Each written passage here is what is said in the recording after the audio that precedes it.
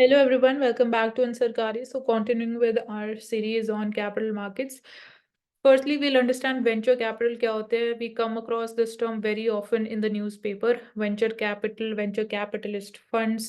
So venture capital एक form of private equity है, financing method है, which is provided by venture capital firms और जो funds हैं, startups को provide किया जाता है finance by the venture capitalist funds जो कि अपनी अर्ली स्टेजेस ऑफ डेवलपमेंट में है in exchange for the equity या ownership stake.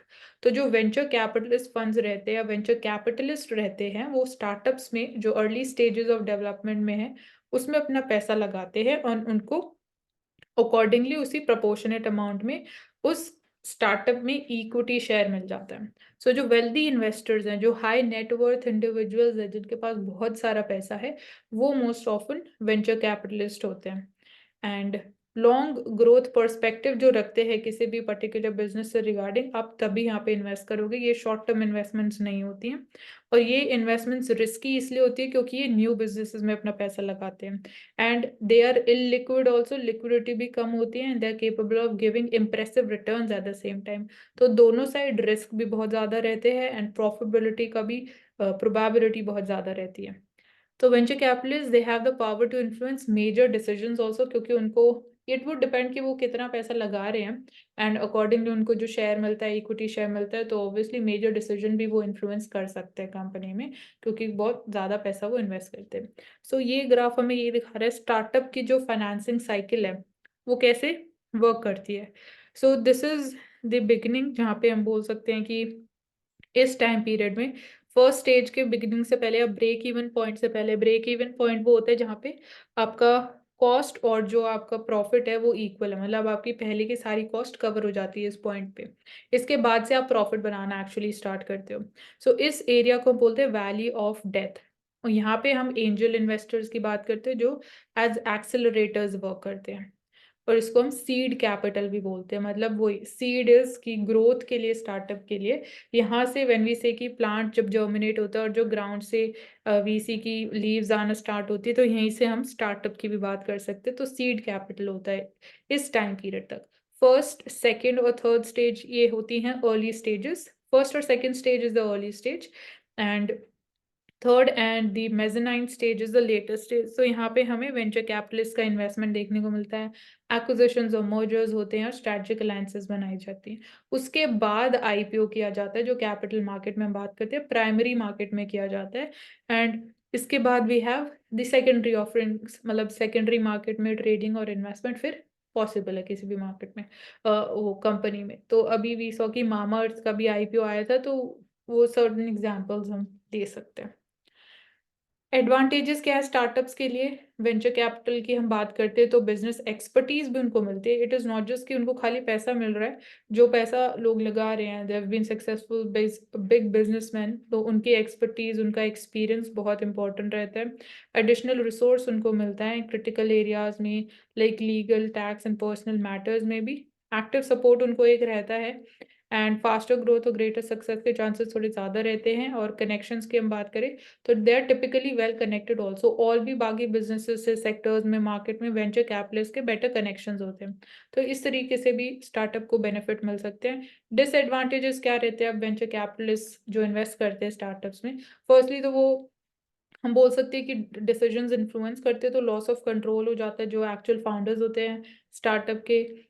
Then we can say कि माइनॉरिटी ओनरशिप स्टेटस की बात करें तो depending on the size of the VC firm stake in the company, it could be more than 50% also जो venture capitalist का stake है company में. तो मैनेजमेंट कंट्रोल भी बोल सकते हैं कि it loosens and we can say कि it can also end up in giving up the ownership of the business to the venture capitalist.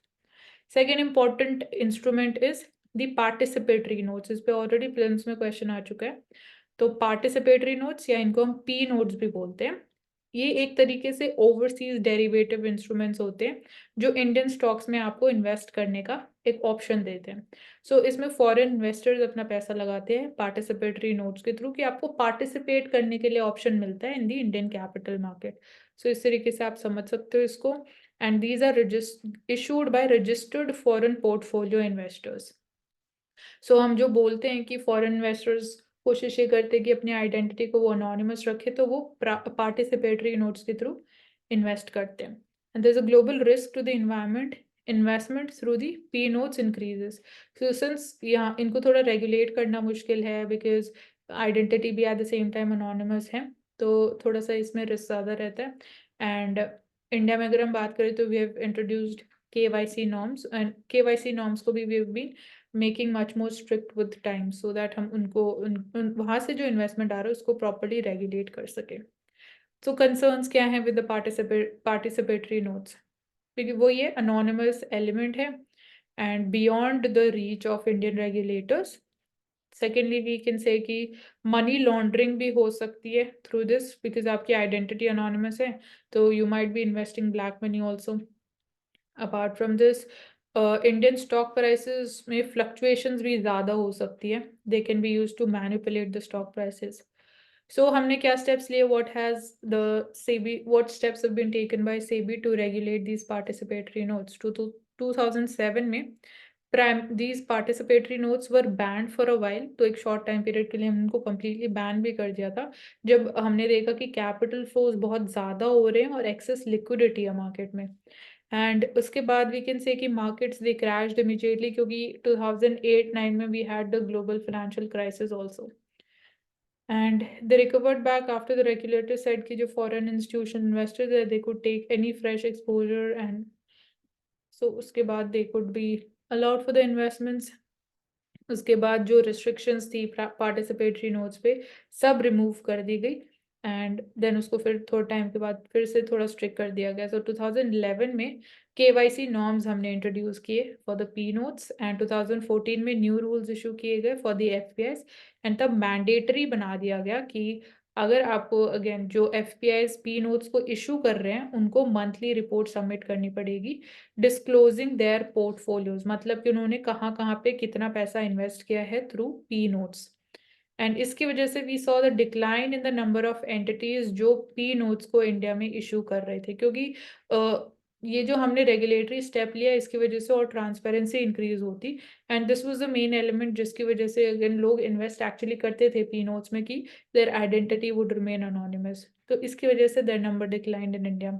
Recently SEBI also mandated in addition to KYC जो anti money laundering rules हैं वो भी applicable होंगे to the P note holders, अगर आप money laundering या black money invest कर रहे हो थ्रू द पी नोट्स, तो PMLA act would be applicable.